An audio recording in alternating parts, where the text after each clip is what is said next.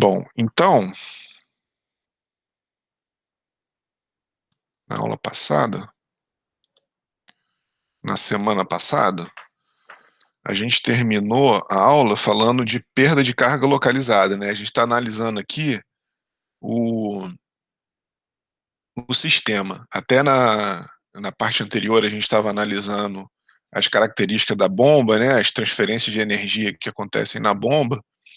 E a gente começou, nessa parte do curso, a falar do sistema, que é contra o qual a bomba vai funcionar e contra o qual ela tem que fornecer energia para o processo se desenvolver. E aí a gente começou a falar agora dos fatores que dissipam energia num processo, né, num sistema. E aí a gente viu pressão, né, variação de pressão, energia cinética, potencial gravitacional e a perda de carga. E a perda de carga é dividida em duas, né? A perda de carga distribuída, aquela que acontece ao longo da tubulação, e a localizada ou menor, né? Os livros de texto em inglês normalmente escrevem minor head loss, mas eu, como eu comentei aula passada, eu não gosto muito dessa nomenclatura, porque se você imaginar um sistema, uma tubulação com muitas curvas, muitos acidentes, muitas válvulas, você acaba tendo uma perda de carga maior nas menores, né? Então eu acho que ficou uma nomenclatura meio dúbia, não gosto muito não. Então por isso que eu prefiro localizada, que aí dá para entender que é uma perda de carga naquele local e em contrapartida distribuída, que é uma perda de carga distribuída. Então a nomenclatura é mais óbvia, né? Então, a gente viu aqui, né, como calcular a perda de carga, tem esse fator K. Cadê o... Tá funcionando o apontador aqui. Deixa eu desligar e ligar a mesa aqui, peraí. Agora foi. Então tem esse fator K aqui, que ele acaba juntando dentro dele toda a bagunça que acontece num processo desse aqui, né? Numa curva, numa válvula fechada, enfim. E aí a gente viu, né, no final da aula passada, todas essas... como isso daqui não é muito simples, né, de se chegar, a gente normalmente teria que resolver um probleminha de CFD e uma análise um pouco mais complicada. Normalmente existem tabelas, né? Então, isso daqui são tabelas de livros textos, aqui é para uma entrada quando você tem um tubo invadindo um pouco ali a região um reservatório, eventualmente aqui, né? Aqui seria uma entrada com chanfro, uma entrada com certo raio aqui, né? Uma entrada que ela tem uma certa suavidade, né? Aqui tem um chanfro com cantos retos. E aí a gente entrando aqui em função dos fatores geométricos e dos ângulos, a gente consegue determinar as perdas de carga. Isso é uma forma de simplificar o problema, né? De simplificar a análise. Então a gente fica com um problema em perda de carga localizada de determinar K para diferentes geometrias. Então a gente viu viu contração e expansão, né? Curva, né? 45, 90, 80, 180 graus, e aí aqui só uma... O que acontece ali dentro aproximadamente, né? O que ele está mostrando aqui, um padrão de escoamento secundário, porque o padrão de escoamento primário é o que você quer, né? É o padrão de escoamento que está, de fato, indo aqui pela tubulação, mas aqui existem vórtices, né? Vão acontecer, em função dessa curva aqui, né? Vão acontecer padrões de escoamento secundário que vão atrapalhar aqui o escoamento primário. Aqui, né, uma tabela um pouquinho maior que mostra vários tipos de válvulas, né? E aqui, ó, eu fiz um B. O B seria aqui válvula globo, válvula gaveta A aqui, retenção basculante AD, que é essa daqui, que seria tipo uma portinholazinha, né, em ângulo AC. E aí as perdas de carga associadas a esse tipo de válvula para uma válvula rosqueada, flangeada de diversos diâmetros. E aí algumas coisas interessantes, né, que já pode ser observada. E a válvula Globo, ela de forma geral, né, que é essa B aqui, né, ela tem até dá até para ver que, enfim, o escoamento aqui, ele sofre muitas variações, né, de direção, então pode gerar muita turbulência por aqui, dar a volta aqui por trás. Então esse tipo de válvula tem uma perda de carga enorme. Então observa aqui, ó, uma de meia polegada, o K dela é 14, né.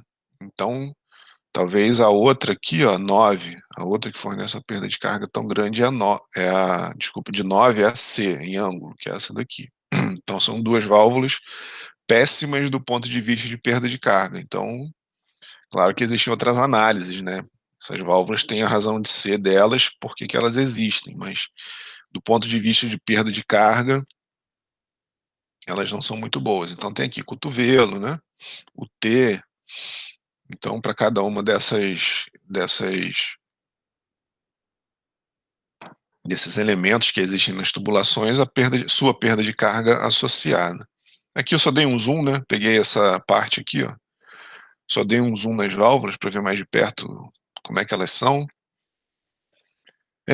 Esse daqui, isso é o seguinte, né, esses e aí até uma coisa importante de comentar aqui, esses fatores K aqui dessas tabelas, desses gráficos, eles são ilustrativos, já falei isso anteriormente, e vou repetir aqui para enfatizar, né, mas isso daqui, de forma geral, o ideal é consultar com o fabricante esse tipo de informação, porque existe muita incerteza no levantamento desses dados. Então aqui o que um dos poucos livros que mostra isso daqui é o de mecânica dos fluidos do White, é um autor que tem bastante coisa interessante, até eu acho até um pouco mais que o Fox, né. Então o que ele está mostrando aqui, ele não mostra um valor pontual, ele mostra uma nuvem de dados, e normalmente é assim mesmo que as coisas são feitas. Você pega um determinado Reynolds, né, vai variando a velocidade, por exemplo, e aí você varia o Reynolds, você monta lá uma bancada experimental, né, coloca lá o seu dispositivo, vai variando o Reynolds e vai medindo perda de carga aqui, esse coeficiente de perda de carga. Isso daqui é o seguinte, né, isso daqui na verdade está relacionado com ΔP, esse HLM aqui, né, se vocês lembrarem lá, isso daqui tem uma relação com ΔP. Então se a gente medir o ΔP, medir a velocidade, a gente tira o K, certo? Então é assim que essas curvas são levantadas. Então aqui, ó, então ele montou uma bancada experimental, mediu a queda de pressão, né, e aí chegou nesses valores de K experimentais. E aí ele está mostrando aqui, ó, que para um cotovelo plástico, que é o preto aqui, ó, você tem vários valores aqui, em função do Reynolds, vai caindo, né, à medida que o Reynolds aumenta, o cotovelo metálico número 1, cotovelo metálico número 2, seja lá o que isso represente no trabalho dele. Então esses dois aqui, o branquinho, e o rosa são metálicos e o preto é um plástico. Então quem está mostrando aqui, claro, né, nenhuma dessas tabelas e gráficos anteriores mostraram a variação com Reynolds, isso daqui é muito aproximada, que ele ainda tentou fazer, né, ainda tem apesar desse Reynolds, não, se bem que está em milhão aqui, eu pensei que tivesse em Reynolds mesmo, mas está em milhão isso daqui. Então tem uma faixa relativamente grande, né, então você vem no número de Reynolds aqui e determina para um cotovelo, sei lá, seja ele de plástico ou metálico, qual é a perda de carga associada em função do Reynolds, né, então isso é interessante. Aí ele fez uma média aqui, né, ajustou uma curva, que o K é 1,49 Reynolds elevado a menos 0,145. Então é uma forma de ver as coisas também, né, mais precisa do que aquelas tabelas e aqueles gráficos. Aqui são válvulas parcialmente abertas. Então, se eventualmente se o sistema que você está trabalhando precisar trabalhar com uma válvula parcialmente aberta, ó, aqui está um H, né? Então, aqui, ó, razão de abertura, H sobre D. Se o H for zero, ela está totalmente aberta, ou 0,25 aqui, né? Ela está aberta de 1/4 do diâmetro, certo? Ela está 0,25%, né, um quarto do diâmetro. Então, à medida que você vai fechando a válvula aqui, não, na verdade é o contrário, né? Na verdade, a perda de carga maior é para a válvula fechada. E aqui 1 seria ela totalmente aberta, tá? Então aqui as perdas de carga são menores, sempre, mesmo com a válvula aberta, existe uma perda de carga associada, né? Então você vê que a própria estrutura aqui muda, por mais que ela esteja aberta, você tem uma estrutura aqui, né? Aqui também tem alguma recirculação, por mais que ela esteja totalmente aberta. Então existe uma perda de carga associada a esse tipo de configuração, ou seja, ela um pouquinho aberta, um pouquinho fechada, tá? Beleza? Aqui uma válvula borboleta e também um ângulo de abertura, né? Quanto que é a perda de carga em função de diferentes ângulos de abertura. Então 90 graus aqui seria ela aberta, né? Porque as perdas de carga são menores. E 20 graus aqui seria ela quase fechada, onde as perdas de carga são enormes aqui, né? Na ordem de 1000, 10 ao cubo, 10 ao quadrado. Tá, beleza. E aí são 3 curvas, eu não coloquei a legenda aqui, mas eventualmente podem ter sido três experimentos diferentes. E aí só a questão do diâmetro hidráulico, né? Porque nem sempre os dutos são circulares. Pode existir um duto de seção quadrada, de seção retangular. Então, para a gente conseguir usar todas essas correlações aqui, que são feitas para dutos circulares, até mesmo de perda de carga, né, o fator de atrito, existe o conceito de diâmetro hidráulico, que é 4 vezes a área. Então aqui, sei lá, se aqui fosse B ou BA, né, seria 4 vezes B ao quadrado ou 4 vezes BA sobre o perímetro, que aqui é 2B e aqui é B mais A, 2B mais 2A. Aqui seria, desculpa, 4B, aqui seria 4B, certo? E ali seria 4BA, né? B vezes A da área, sobre 2B mais 2A, tá? Então, isso daqui seria o diâmetro hidráulico, né? De um tubo desse, que seria a maneira da gente calcular o diâmetro de um tubo não circular e relacionar isso, né? Pegar todas sei lá, calcular o Reynolds, né? Em função do D, seria esse diâmetro hidráulico aqui.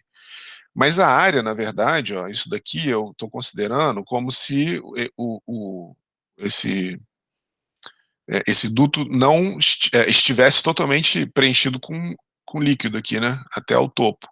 Se ele não estiver, se ele tiver, por exemplo, até a metade aqui, ó, digamos que ele esteja escoando um fluido até a metade aqui só. Então a área, na verdade, aqui, ó, B sobre 2, né? Seria B vezes B sobre 2, nesse caso, né? Seria a área aqui, seria B. Como é que seria o diâmetro hidráulico aqui, ó? Para esse caso aqui, ó. Seria B vezes B sobre 2 sobre B mais 2B sobre 2, certo? Aqui eu tenho, opa, 2B, que é o B aqui bem em cima, B sobre 2 na esquerda, B sobre 2 na direita. Então isso seria o diâmetro hidráulico para o perímetro molhado, tá? Aí calcularia dessa forma, se o tubo não tivesse totalmente preenchido com fluido, né? Com líquido ali dentro. Bom, aqui eu vou fazer um exemplo que eu acho bem interessante, que vai ser um gancho para uma questão que a gente vai ver um pouquinho mais para frente. Então a gente tem aqui um sistema, tem um reservatório, está numa cota superior aqui com relação a um outro reservatório aqui embaixo, né? O reservatório 1 e o reservatório 2. Então tem água a 20 graus Celsius, e aí tem essa tubulação conectando os dois reservatórios. E aqui, ó, no meio do caminho, né, na tubulação, tem uma válvula globo rosqueada, 2 joelhos de 90, a gente tem 20, 30, 40, 50 metros de tubo reto. Esses joelhos aqui, né, eles são elbow é cotovelo, né, mas enfim, cada um fala do jeito, cotovelo, joelho. Então, Não, na verdade, eu não lembro se é ombro ou cotovelo, mas enfim, que seja, joelho, uma curva, pronto. Então, ó, uma curva rosqueada, né? Screwed é rosqueado. E esse tubo tem 10 centímetros de diâmetro de ferro forjado. Rough aqui é forjado, né? Eu escrevi aqui em cima, né? Ferro forjado. Então, ele está dando aqui, ó, a vazão, ó, se a vazão através de um tubo de 10 centímetros de ferro forjado é 0,04 metros cúbicos por segundo, ache a diferença de elevação H entre esses dois reservatórios. Então, o que a gente vai fazer, né? A gente tem que aplicar a equação da energia aqui em dois pontos que seja conveniente para a gente e que nos permita relacionar vazão, que é o que ele dá, né? Vazão e as características geométricas aqui da tubulação, com H, tá? Com a altura. H aqui é essa diferença de altura aqui dos reservatórios. Então, o que a gente faz? Ó, aplica a equação da energia entre as superfícies livres aqui, né? 1 e 2 aqui, tá? A superfície livre dos reservatórios. Tem um probleminha clássico lá, né? De mecânica dos fluidos, então a gente tem P1, Z1, né? A pressão em 1 mais a altura aqui, se a gente considerar aqui o Z, zero aqui, né? O nível aqui nesse tubo, por exemplo, né? Que seria o Z igual a zero. Então a gente tem T1 mais P1 mais sobre ρg, né, mais E1 mais V1 ao quadrado sobre 2G, é P2 sobre ρg, Z2, V2 ao quadrado sobre 2G, mais as perdas de carga total, né? HLT aqui seria as perdas de carga totais. Como o diâmetro é constante, V1 igual a V2, então esse cara aqui já vai embora. Como os reservatórios são abertos, né, ambos os reservatórios são abertos para a atmosfera, também esse cara aqui vai embora. Então a gente ficou com a relação bem simples, né? Z1 igual a Z2 mais as perdas de carga. Ou H, né? Se eu considerar aqui que Z1 menos Z2 é H, né? A diferença de altura dos dois reservatórios seria isso daqui, né? Aqui a gente tem o Z1 e aqui a gente tem o Z2.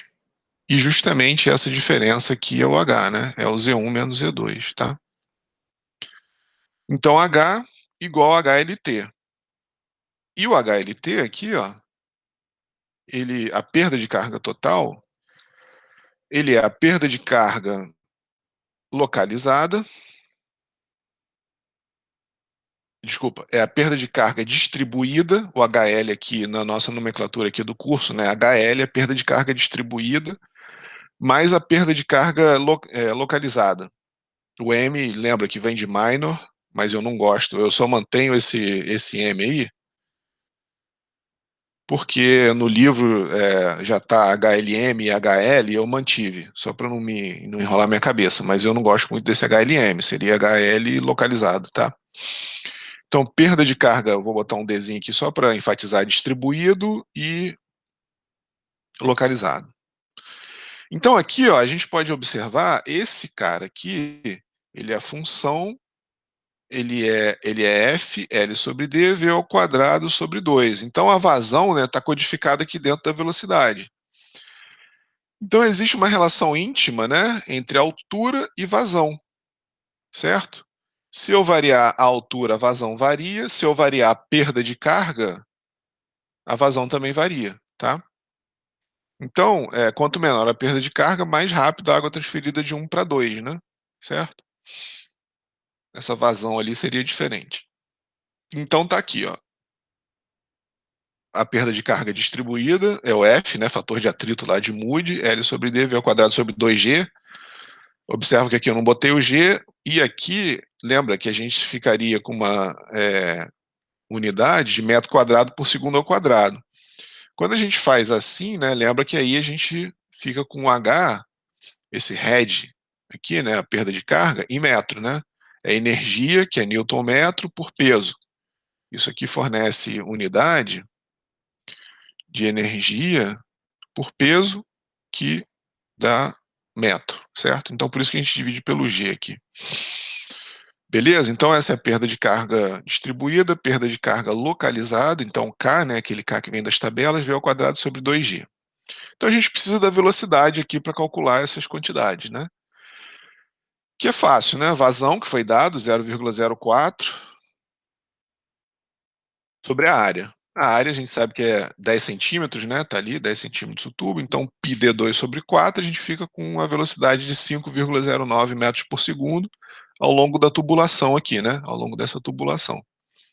E a gente precisa também do Reynolds, para determinar todas essas quantidades aqui, né? O K.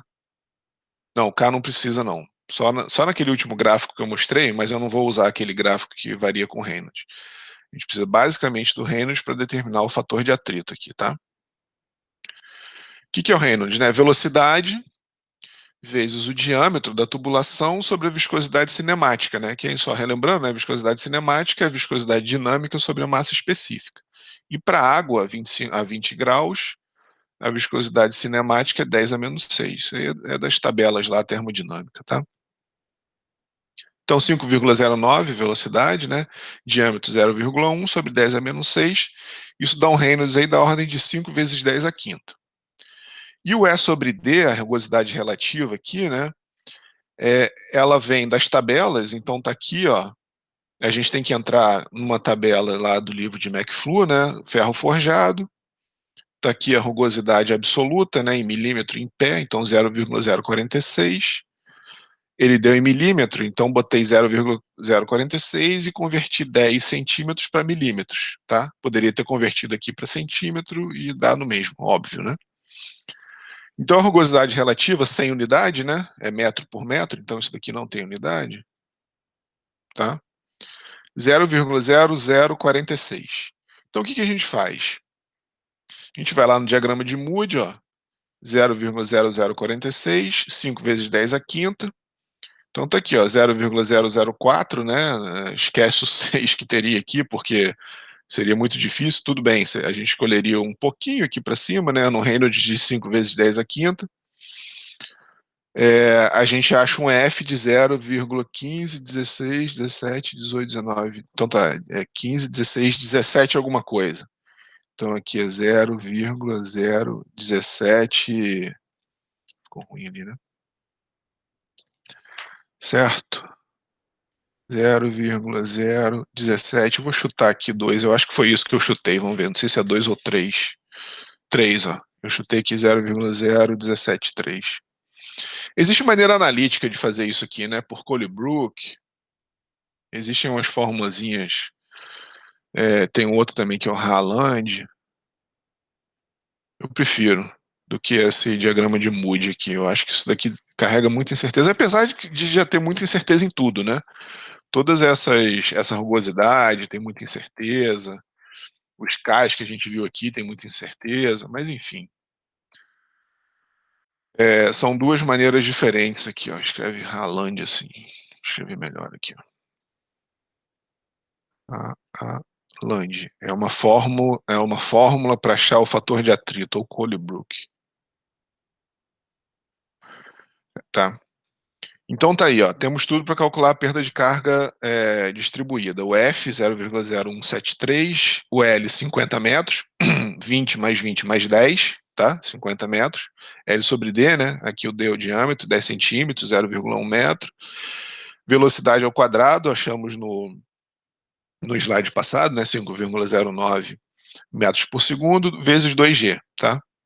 Então, a perda de carga distribuída está dando 11,4 metros, beleza? E aí, a gente vai analisar as perdas de carga localizadas agora, kV ao quadrado sobre 2G, né? Então, o que a gente faz aqui, ó? Conta quantos Ks existem aqui, quantas perdas de carga, ou melhor ainda, né? A gente pode dizer que isso daqui é o somatório de kV ao quadrado sobre 2G. O que é o somatório de K? Todas as perdas de carga localizadas ao longo da tubulação. Então tem uma entrada, uma saída, né? Aqui está a entrada, o fluido entra aqui e sai para cá. Então, uma entrada, uma saída, um joelho ou curva, né? Isso que a gente estava falando no slide anterior, cada um adota a sua nomenclatura, mas curvas de 90 são duas, né? Essas duas aqui. E uma válvula globo, tá aqui, ó. Válvula globo totalmente aberta, uma. Então tá aí, ó. Um K de entrada, aqui tá o somatório, né? Aqui eu tô fazendo o somatório. K de entrada, mais K da saída, mais 2K joelho, mais cada válvula globo aqui, né? Tá? Cada válvula globo. Vezes V ao quadrado sobre 2G. Então, consultando as tabelas, temos os Ks desejados. Tá aí, ó. K para entrada e saída, né? Eu estou usando aqui uma expansão brusca e uma contração brusca com D sobre D igual a zero, certo? Entenderam? Isso daqui seria a entrada. Eu tenho um D muito grande e um Dzinho muito pequeno. Então, é um Dzinho sobre D igual a zero. E a saída, eu estou considerando uma expansão com um Dzinho pequeno face a um Dzão grande, né? Que é mais ou menos isso aqui, né? Você tem uma caixa d'água entrando num tubo aqui, sei lá, de 10 centímetros. Então, o D sobre D aqui é grande, né? Certo, Dzinho sobre Dzão é muito pequeno, na verdade. Então, aqui seria a entrada. Opa, saída. E aqui seria a entrada. Tá? Então, tá aqui, ó. O K da entrada é 0,40 alguma coisa e o K da saída é 1. Né? E aqui a gente tem cada válvula. Válvula globo totalmente aberta, 10 centímetros. Um joelho padrão, 10 centímetros, está aqui as pernas de carga. Aí eu marquei aqui, ó. Tá? 5,7, 0,64, e aqui da entrada e da saída. Então tá ali, ó, 0,4, né? Aí eu substituí aqui, ó, 1, 2,0 vezes 0,64 mais 5,7, que é a válvula globo aqui, que é o que está causando maior impacto ali, né? É a válvula globo. Então 11,2 metros.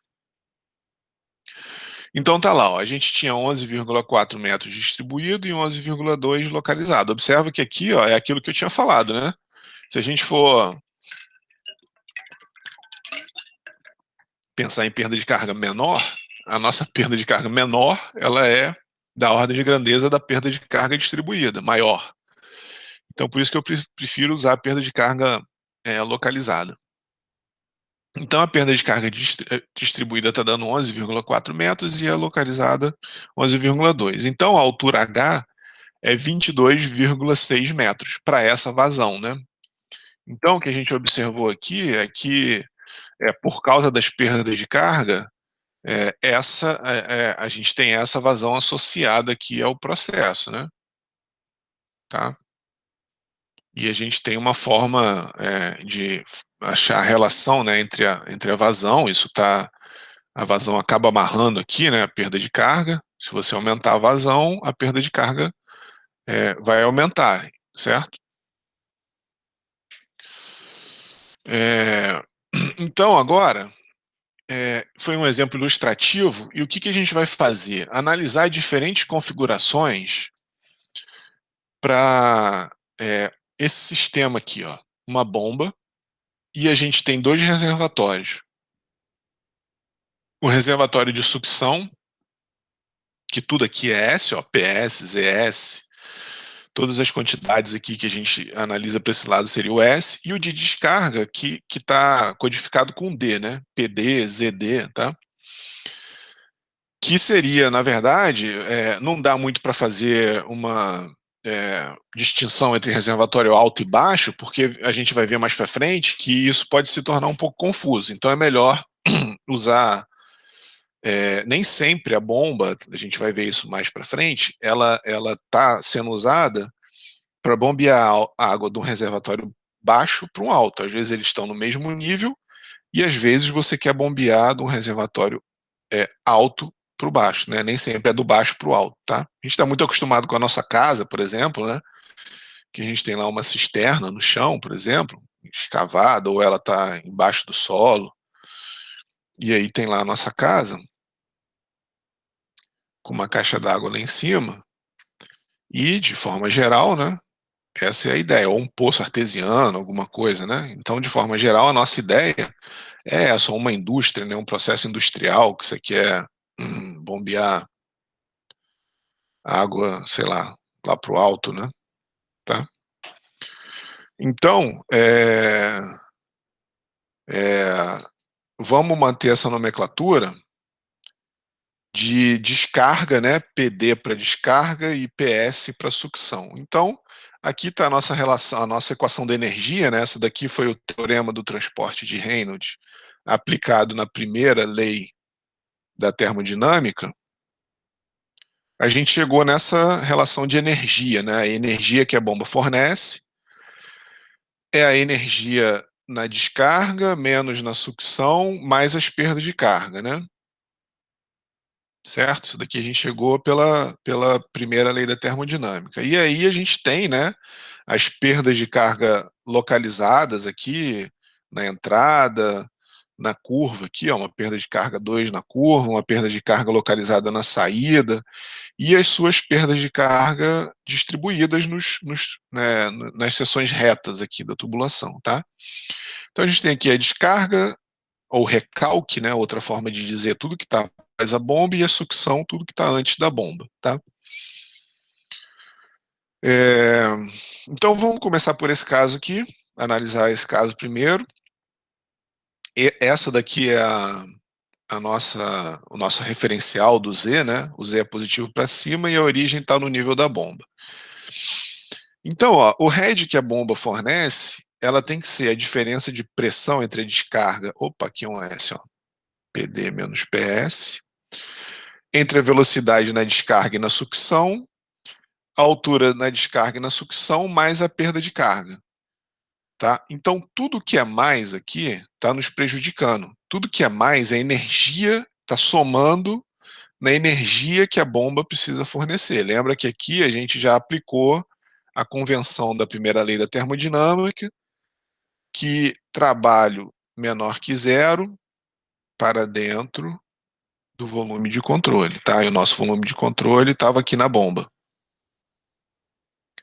Então, tudo que for negativo, então, por exemplo, se a pressão de sucção for maior, imagina fisicamente isso na sua cabeça. Você tem um reservatório pressurizado aqui na sucção. Ele é amiguinho, ele está ajudando a bomba, ele tá empurrando, mesmo, eventualmente, né? Mesmo que você tire a bomba daqui, ó, se você pressurizar muito o reservatório, a água sobe, né? Entendeu? Então, quanto maior o PS aqui, melhor, tá? Mais negativo esse termo vai ficando, melhor. Você está empurrando mais o fluido para cima. A bomba está sendo ajudada. Quer dizer, esse cara está ficando negativo, né? No limite, esse cara é zero, se a pressão for igual, e se o PS for aumentando, esse cara vai ficando negativo. O ZD e o ZS também, então a mesma coisa, a mesma ideia para todo mundo. Mais é ruim, mais nos atrapalha, menos nos ajuda. Menos é menos energia que a bomba precisa, mais é mais energia que a bomba precisa. O HLT, esse cara aqui, é sempre maior ou igual a zero. Perda de carga não pode ser negativa, né? Isso é sempre a perda de energia. Então aqui, ó, vamos fazer umas simplificações nesse caso aqui embaixo que a gente está vendo. Ó. Vamos considerar a tubulação com o mesmo diâmetro. Isso daqui só para justificar aqui, ó. Mesmo diâmetro na sucção e... Ah, não, desculpa. Estou falando besteira. Porque eu estou aplicando daqui, na verdade, ó, eu estou aplicando daqui, esse é o ponto S, e esse é o ponto D. Então, por que VD e VS são igual a zero? Porque que o nível desse reservatório não varia muito. Tá? Essa hipótese que eu estava escrevendo aqui poderia ser também se eu considerasse, se eu estivesse aplicando entre outras regiões, aqui, por exemplo, entre A e B, né? Ao longo da bomba aqui, a gente vai fazer isso mais para frente. Então, se eu estivesse aplicando aqui pela bomba e o diâmetro das tubulações não variasse, essa hipótese aqui também seria válida. Mas como eu estou aplicando aqui, ó, entre o nível dos reservatórios, é claro, né, tanto é que o ZS e o ZD estão aqui, ó, então o VD e o VS são aproximadamente igual a zero. Então vai embora, a gente fica com a diferença de pressão aqui, né, nos reservatórios, ZD menos ES mais a perda de carga. Se eu abrir o reservatório, observa aqui, ó, aqui o reservatório está fechado, eu tenho um sensorzinho aqui de pressão que está indicando uma determinada pressão aqui PS e aqui uma determinada pressão PD. Se eu abrir, ó, abrir o reservatório aqui, ó, ele está comunicando com a atmosfera agora, né, assumindo que aqui é a atmosfera, né, certo? Aqui tem tá aberto aqui para, beleza? Tá, eu não estou num ambiente pressurizado, eu estou num ambiente com a pressão atmosférica aqui. Então, nos dois lados, né, PD e PS. Então, ó, vai embora, né? As pressões são iguais, aquela diferença vai embora. A única coisa que me sobra aqui, ó, é o ZD menos ES, né? A diferença de altura aqui, mais a perda de carga, tá? Isso daqui vai embora, não está certo, porque assumindo que a variação de velocidade é desprezível entre A e B, eu tô misturando aqui hipóteses. Então, isso daqui é para outra coisa que vai vir mais para frente. Esquece isso por enquanto. Beleza, então o que a gente vai fazer? A gente vai pegar essa configuração aqui, ó, e vai fazer algumas variações nela para a gente ver como é que a expressão fica, né? Então a gente tem uma bomba, aqui valeria aquilo que a gente estava falando, né? Você tem sei lá, você tem uma cisterna do lado de fora, e aí você tem uma fábrica, alguma coisa assim, né? E aí você tem um reservatório lá no alto. Então você tem uma bomba aqui que está trazendo água daqui para cá, tá? Tem que vencer as perdas de carga, tem que vencer a diferença de altura. Então a bomba tem que fornecer energia para vencer esses dois, nesse caso aqui, né, nessa configuração aqui, que é o característico que a gente tem em casa normalmente também, né? Você tem uma caixa d'água no alto lá da sua casa na pressão atmosférica e eventualmente tem um poço artesiano ou uma cisterna que você precisa bombear água. Então, eventualmente, esse é o formato do sistema residencial, vamos dizer assim, né? Padrão. Tá? Então é isso daqui, ó. Uma bomba, eventualmente, né, ela tem um reservatório, está num certo nível, precisa mandar para um outro reservatório no nível acima. Então tem uma certa pressão igual aqui, né, nos dois. O VS e o VD é a velocidade com que esse nível aqui desce ou sobe, que é muito baixinho, né? Ainda mais se o reservatório for grande. E o ZD e o ZS. Aqui, ó, o que acontece? Essa primeira configuração, o tubo, ele está conectando por baixo aqui, ó.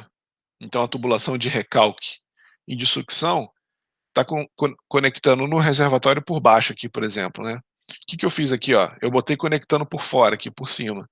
Então a velocidade, então o meu D agora é aqui, ó. E o meu S é aqui, é onde a pressão, né, onde eu encontro a pressão atmosférica, né, onde a tubulação encontra a pressão atmosférica na descarga. Então agora o S está aqui, né, eu estou aplicando a equação da energia entre S aqui e o D aqui, ó.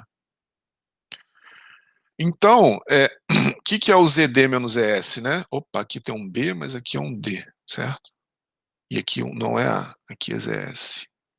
Então aqui é ZS e aqui é ZD, tá? Então é ZD menos ES mais V ao quadrado sobre 2G, porque agora eu não estou mais, o meu S não é mais aqui, né?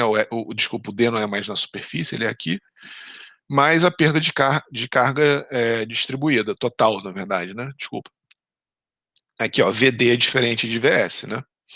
E o VD é diferente de zero. Eles são diferentes entre eles e o VD não é zero, ele é diferente de zero. Por isso que ele agora está aparecendo aqui, tá? Tem esse termo aqui aparecendo ali.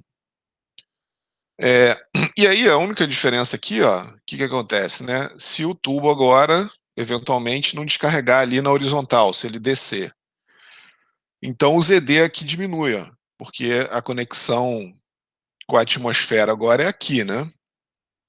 Certo? E aí o H é esse. Observa que na partida da bomba, isso a gente vai ver na aula que vem, talvez na aula que vem ou algumas aulas para frente. Na partida da bomba, olha o que acontece. Ó, o ZD está aqui, ó. Porque antes desse sifão aqui se formar, a água tem que subir, né? A primeira coisa, ela tem que ter energia para subir até aqui. Depois ela vai para cá. depois ela desce. Então aqui, ó, nesse subir e descer, no regime permanente, a energia vai contrabalancear, né? O que você precisa de energia para subir, o fluido vai ganhar descendo. Mas na partida, esse daqui é o ZD, eu vou escrever aqui, ó. Escrever aqui em cima, assim, ó. Esse é o ZD na partida, tá? E esse é o ZD em regime permanente. Esse é o ZD que a bomba vai usar 99,999% do tempo de vida dela, né? Porque 99,99% ela vai estar em regime permanente. Mas esse 0,000, 1, 2, 3, 4, 1, 2, 3, 1%, opa, 0,1%, que ele usa esse ZD, a bomba tem que, não tem jeito, ela tem que ter energia para fazer chegar nesse 99,999%, né? Porque senão ela, se a bomba não tem energia para passar daqui, já era. Você não vai conseguir fazer esse sistema entrar em regime permanente nunca, tá? Beleza? Então essa é só uma característica. E aqui, ó, novamente, né, aqui eu desci com o tubo aqui lá para dentro. Então o ZD voltou a ser o nível aqui dos dois reservatórios aqui, ó, tá? Então o ZD menos ES voltou a ser essa expressão original, né, que a gente já tinha visto anteriormente. Então, agora, o que eu vou fazer? Eu vou pegar esse sistema aqui, né, que respeita essa expressão aqui, esse balanço de energia, e vou fazer algumas variações nos reservatórios. Então, aqui, ó, o que acontece? O que eu estou fazendo aqui? Ó? Observa que essa configuração, a bomba está acima, desculpa, a sucção está acima da bomba. Isso daqui, a gente diz que a bomba está afogada por causa disso, né? Porque o ZS aqui, ó, é maior que zero, ou então maior que zero nesse referencial aqui, né? Que o referencial está na bomba. Ou então o reservatório está acima da bomba. A bomba está afogada. Isso é bom, isso é muito bom, porque você já tem aqui uma certa energia aqui na sucção, né? Devido a essa diferença de altura aqui, H, tá? Z, né? Desculpa. Essa altura Z aqui. Agora, quando a sucção está abaixo do nível da bomba, ela tem que fazer uma energia adicional, né? Ela tem que prover uma energia adicional para succionar aqui a água daqui de baixo. Então agora o ZS é negativo, né?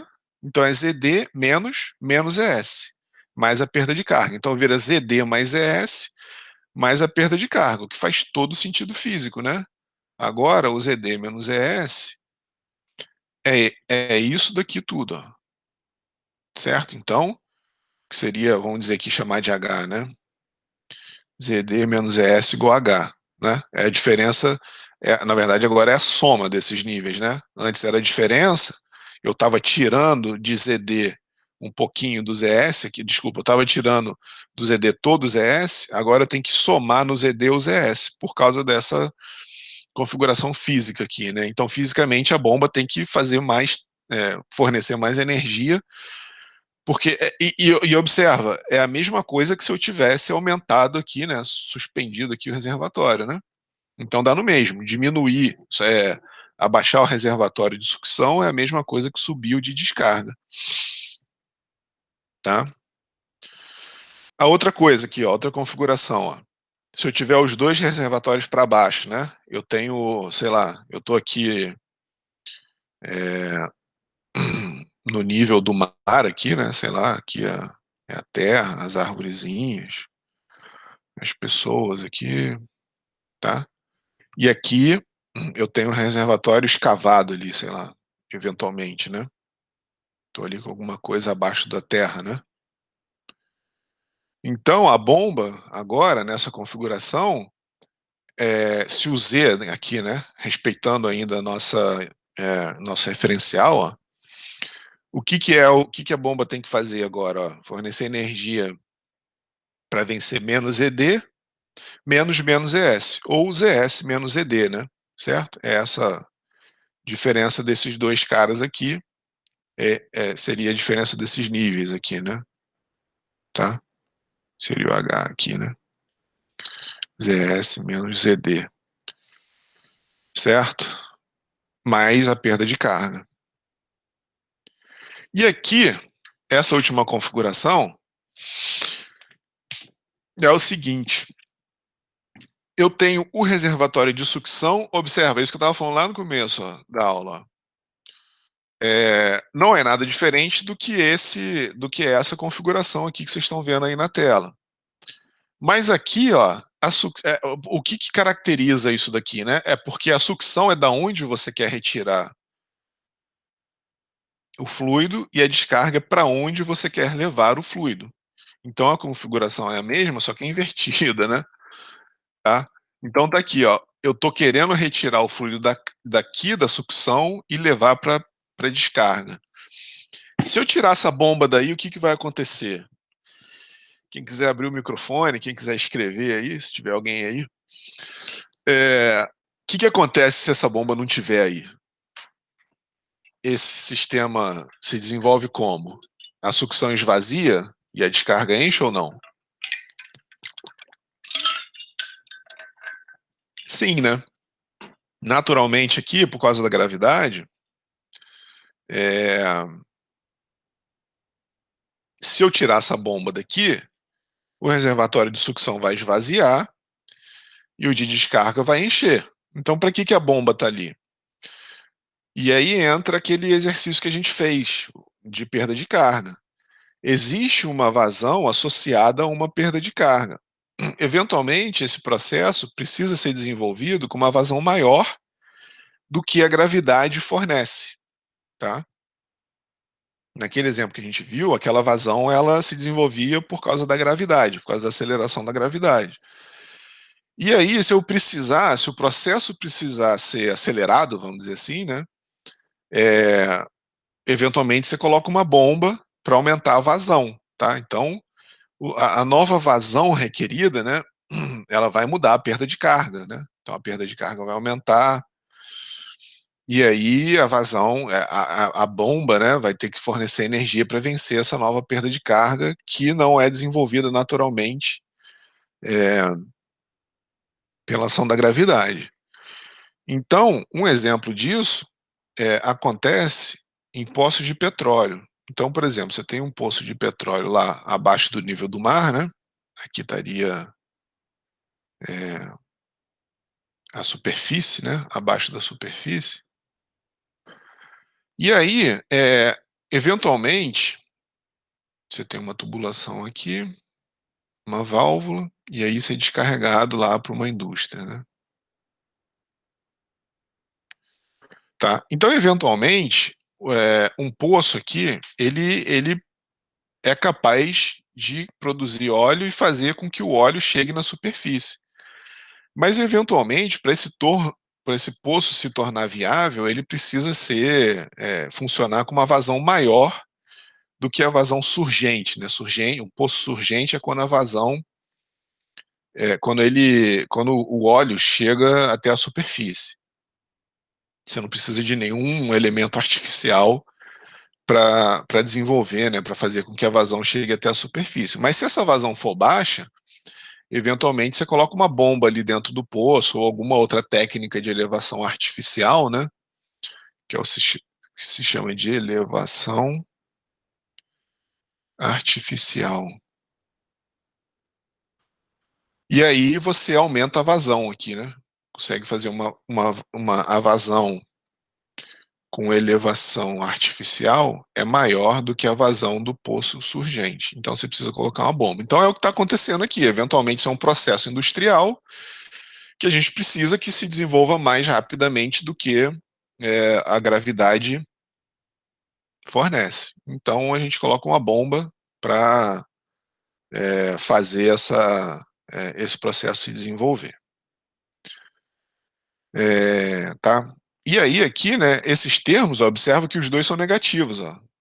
Então, menos ED, menos ES. Então, esse cara vai ficar negativo e isso está ajudando a gente, né? Observa que aqui, ó, o Z é amiguinho, essa diferença de altura é amiguinha, e o H nos atrapalha. Ele é o vilão aqui na história, tá? Então isso daqui ajuda, né? O menos ajuda e o mais atrapalha. É mais energia que a bomba precisa e aqui menos energia que a bomba precisa, tá? E aí, o que a gente vai ver agora, juntando tudo isso que a gente fez, né, até agora? É como que a gente desenvolve a curva do sistema, ou seja, como que a gente varia a vazão e como que a variação da vazão altera a variação da altura manométrica total, tá?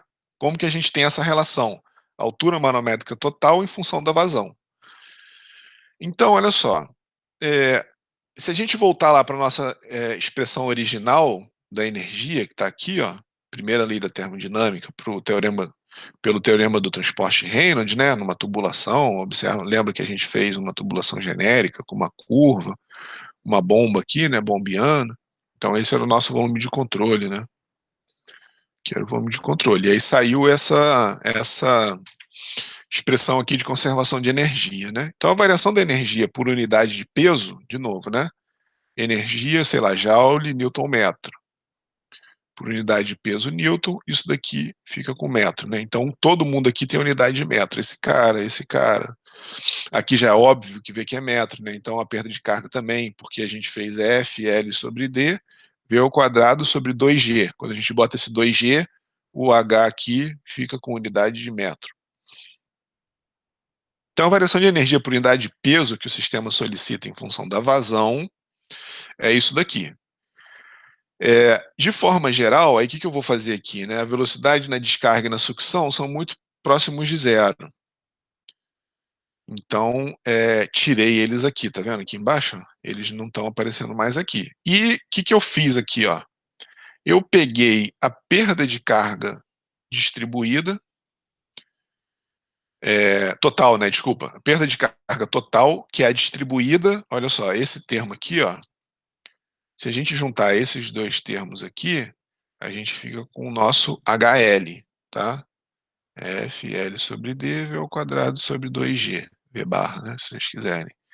E se eu juntar esses dois termos aqui, eu fico com HLM, né, perda de carga, que é o somatório de K, V ao quadrado sobre 2G, tá? Aí o que eu fiz aqui, ó? Eu multipliquei, posso fazer o que eu quiser aqui, desde que não mude a coerência dimensional, né? Multipliquei e dividi pela área, porque aqui, ó, vai aparecer vazão ao quadrado, que está aqui, ó. Surgiu uma área ao quadrado aqui, que eu chamo aqui, ó, o que eu vou fazer? Chamar todo mundo aqui de uma constante, certo? Todo mundo aqui é constante. Então, olha só, o que eu posso dizer? Que a perda de carga total, ela é uma constante vezes a vazão ao quadrado. Vazão volumétrica, né? Metro cúbico por segundo, que aqui é a vazão volumétrica, tá? Por que eu fiz isso? Porque eu quero saber, né, a curva do sistema, que é o que eu escrevi ali, ó, como a altura manométrica H varia com a vazão. Então, por isso que eu quis fazer aparecer a vazão aqui. Então, tá aqui, ó, head em função da vazão é a diferença de pressão, PD menos PS sobre ρg, diferença de altura, ZD menos ES sobre, desculpa, ZD menos ES, né, para esse sistema aqui, né? Então, estou aplicando a equação da energia para esse sistema aqui, mais, né, aqui, ó, o termo de perda de carga, HLT, que eu escrevi dessa forma aqui, ó, tá? Então, esse cara aqui é o meu HLT, tá? É a perda de carga, né, escrita em função da vazão. Varia com a vazão ao quadrado, beleza? Então, aqui, né, a gente já vê como que a gente pode levantar essa curva aqui, né, de head em função da vazão. A gente precisa caracterizar, por que a gente precisa fazer isso? A gente precisa caracterizar o sistema para saber qual bomba, né, a gente vai usar contra aquele sistema. Então, o que a gente faz? A gente simula alguns pontos de vazão acima e abaixo da vazão de projeto. Que é a vazão de projeto? É o seu processo lá, né. Você tem sua planta industrial, você tem um reservatório num determinado local, e aí você quer bombear desse local para um outro local, seja ele no mesmo nível, seja ele no nível acima, né, se você quiser, se o processo estiver aqui no outro nível. Então vai existir aqui uma vazão de projeto, isso aqui é o seu projeto que diz, né, e um head de projeto, tá. Então o que a gente faz? A gente pega aqui a vazão de projeto e simula algumas vazões acima, outras abaixo, ó. E aí, só para simplificar a vida, ó, esse cara aqui não varia com a vazão, tá vendo, ó? Então ZD e ZS não variam com a vazão, PD e PS não variam com a vazão, Roger obviamente não, né. Então a gente chama esse cara aqui de H estático, ó. Esse termo aqui todo a gente chama de H estático. Então o head, em função da vazão, é um head estático mais uma constante vezes a vazão ao quadrado. E aí, claro, né, de novo, né, aqui, ó, as perdas de carga aqui, né, em função da vazão aqui, né, todo mundo aqui varia com a vazão ao quadrado, na verdade, né. Mas tudo bem, eu só estou dizendo que é uma função da vazão, não estou dando a forma funcional dela. Esses caras variam com a vazão, esses caras aqui não, né. Nem esses caras aqui variam com a vazão e nem as propriedades aqui ρ e muito menos g, né. Então eu posso usar esse argumento para levantar essa curva. Eu tenho head na vazão zero, que ele é um head estático, né, só é devido aqui ao PD menos PS sobre ρg mais ZD menos ZS, tá. Esse daqui é o head estático, beleza? É isso daqui, ó. É essa parte aqui, que ela é constante sempre, tá vendo? Só quem aumenta em função da vazão e com o quadrado da vazão é a parte que depende da perda de carga, né? Porque a gente viu aqui que a gente escreveu esse cara, né, o HLT, como uma constante vazão ao quadrado, né? E a constante é esse cara todo aqui, né? Essa é a constante, é FL sobre D, somatório de K, 2G ao quadrado. Tá? Então chegamos nessa expressão aqui, tá? Isso daqui, o que eu escrevi aqui, ó, faz mais sentido nas aplicações industriais do que residenciais, porque pelo menos eu, na época que eu aprendi isso, né, eu ficava, caramba, mas para que isso na minha casa, né? Porque realmente em casa as coisas são muito bem definidas, né? Você tem, e eventualmente você precisa de uma bomba em casa, né? Nem todo mundo precisa. Se você tem uma casa que ela tem uma caixa d'água aqui, né? E que a rede de distribuição da rua consegue fornecer pressão para chegar ali, você não precisa de bomba, mas se você tem um sítio, ou se na sua casa não chega uma pressão apropriada, eventualmente, né, você tem que ter uma bomba, um pocinho artesiano, e aí ela puxa a água daqui e joga a água lá para cima. Nesse caso aqui, né, uma aplicação residencial, a sua vazão ela é muito bem definida e ela é fixa, ela não vai ficar variando, nem a vazão e nem a perda de carga, certo? Você tem suas perdas de cargas aqui associadas, né, as distribuídas e as localizadas, e aquilo ali não muda. Dificilmente você vai ficar mudando todo dia a posição da caixa d'água, a tubulação hidráulica, isso daí você faz e aquilo ali fica fixo por um bom tempo. Então, por isso que eu estou falando aqui, ó, que esse tipo de curva, ela faz muito mais sentido numa aplicação industrial, que você tem uma planta que você quer eh, dar uma certa flexibilidade a ela, né? Você quer que ela passe por vários sistemas diferentes, você pode fechar a válvula, eventualmente você tem que limpar alguma parte do sistema hidráulico, não sei, isolar, eventualmente fechar uma válvula. Tem milhares de coisas num processo industrial que podem acontecer, instrumentação da linha, você tem uma linha já existente, você quer colocar, sei lá, um medidor de pressão, um medidor de temperatura, eventualmente você pode ter perda de carga, pode ser um medidor não intrusivo, mas pode ser um medidor bastante intrusivo.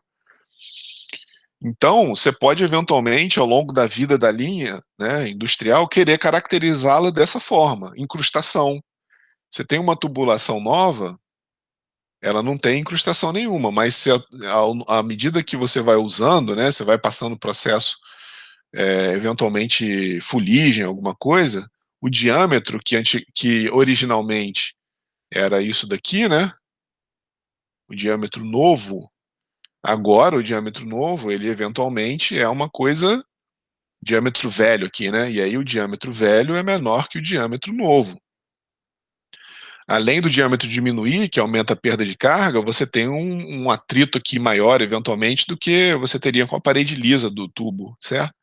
Então existe uma série de motivos, a gente vai ver isso na parte de variação, de mudança da curva do sistema e da bomba, né? A gente vai estudar isso uma ou duas aulas, se eu não me engano. Mas existe uma série de motivos que faz com que seja necessário fazer essa variação, esse estudo aqui, tá? Da curva da altura manométrica do sistema, que é o head, da altura manométrica do sistema, contra a vazão, tá? Você pode eventualmente querer variar a vazão por algum motivo, né? O processo pode demandar mais num certo período do que em outro. Então, eventualmente, é, essa flexibilidade é desejada e aí você tem que conhecer bem, conhecer o processo, tá? Então, por isso que isso é importante, por isso que eu escrevi isso daqui. Bom, agora, isso daqui, ó, é uma estratégia que se usa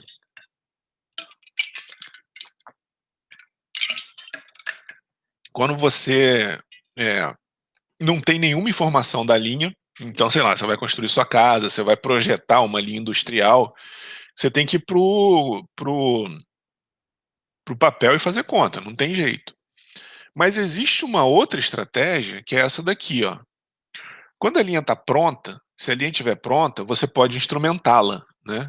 Quer dizer, então essa estratégia ela depende de duas coisas, né? Ter uma linha física lá pronta e você ter dinheiro para comprar instrumento, que pode ser que não seja barato. E você tem que também cortar a linha, instrumentar, acoplar esses instrumentos todos ao longo da linha, tá? Então, após a instalação pronta, por isso que eu sublinhei aqui após a instalação pronta, a gente pode avaliar o head experimentalmente, como está mostrado aqui nessa esquema aqui, ó.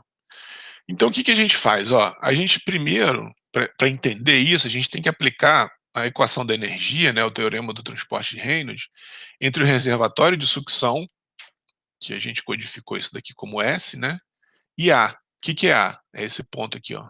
Ponto A aqui na entrada da bomba. Então, estou aplicando a equação da energia entre S e A, tá? Beleza? Então vamos lá, a gente está construindo aqui didaticamente o conhecimento para fazer a análise experimental da perda de carga do head, né, da variação da altura manométrica com a vazão. Então olha só, o que a gente tem na sucção, né? PS sobre ρg mais ES mais VS ao quadrado sobre 2G, tá? Então tudo aqui tem unidade de metro, todo mundo aqui, unidade de metro. A mesma coisa em A, na entrada da bomba, no olho do impelidor aqui, né? No flange de. Aqui eu estou no. Desculpa, no flange de sucção aqui, tá? O A é o flange de sucção. Porque depois que ele entra lá no olho do impelidor, a gente tem alguma queda de pressão ali, mas então isso daqui é no flange de sucção. Então PA, ZA, VA aqui, né? E a perda de carga, o Szinho agora aqui, ó, é porque eu tô com a perda de carga total, tô analisando só a sucção. E observa que aqui, ó, eu coloquei na minha linha um medidor de vazão. Isso aqui é um medidor de vazão, que obviamente mede velocidade ou vazão, né? As coisas são relacionadas pela área. E um medidor de pressão aqui, ó. Certo? Então, em A, eu consigo medir pressão e vazão, tá? Então, olha só, PS mais ES, por que eu estou fazendo PS mais ES? Porque VS é muito próximo de zero, né? Tá? Assumindo isso, tá? Que eu tenho um reservatório grande, que é o que normalmente acontece, né? Ele cai de uma forma devagar, muito, ou seja, bem menor do que a velocidade aqui na entrada da bomba. E o ZA é zero. Por que que o ZA é zero? Porque a minha origem está aqui, ó, tá? A minha origem está aqui, beleza? Então tá lá. Esses são os meus termos da equação da energia. Cortei esse cara e cortei esse cara, sobrou esse cara aqui. Pressão na sucção sobre ρg, mais a altura aqui da sucção, igual a pressão em A, né, no flange da entrada da bomba sobre ρg, VA ao quadrado sobre 2G, mais a perda de carga HLTS, né, na sucção, perda de carga na sucção.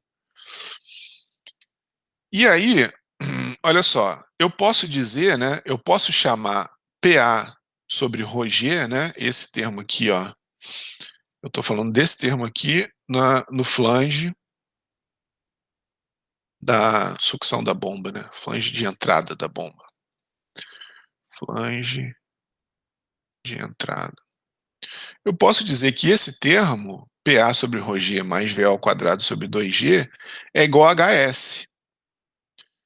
Seria uma energia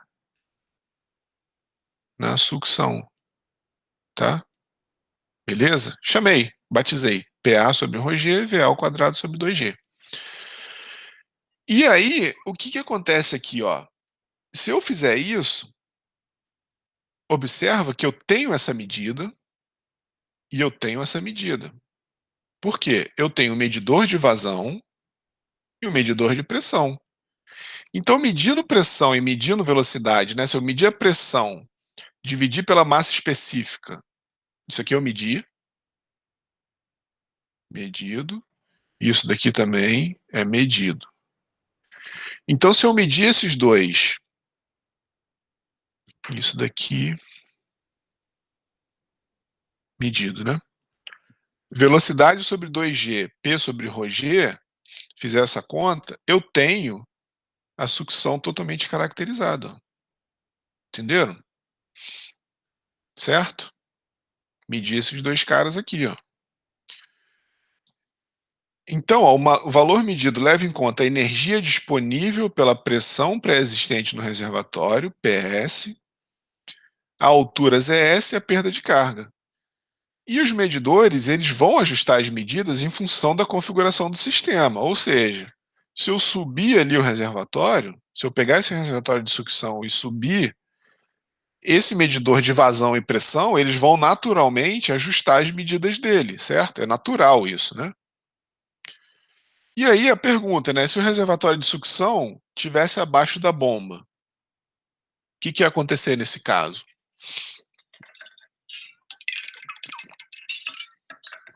Se o reservatório de sucção estiver abaixo da bomba, o Z aqui é negativo, tá?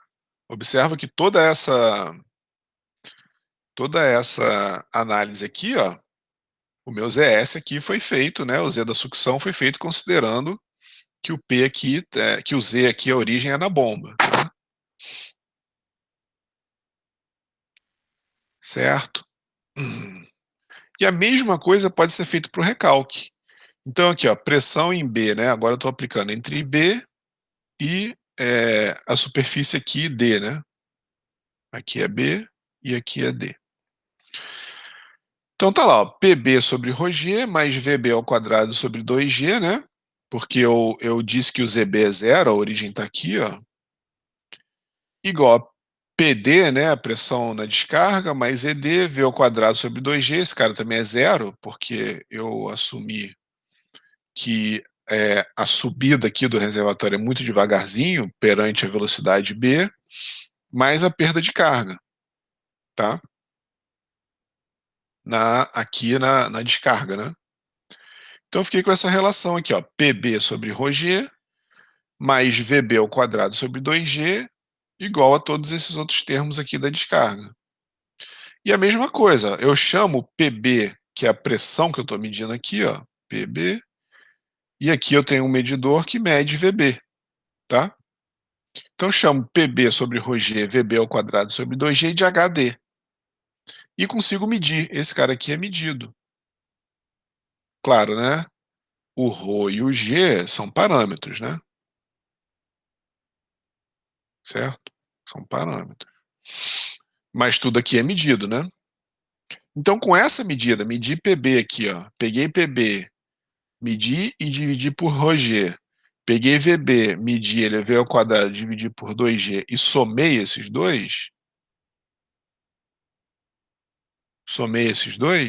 eu tenho toda a descarga caracterizada, tá? Então temos a linha de recalque, toda a descarga, o recalque, né? E as variações são compensadas, de novo, né? Se eu abaixar esse reservatório de descarga, se eu aumentar, tudo que eu fizer, esses medidores aqui, né, vão, por exemplo, se a perda de carga aumenta, esse termo aqui vai aumentar, e toda essa medida aqui, né, esse HD medido vai levar isso em conta, tá? Certo? Então, HS medido em A, beleza.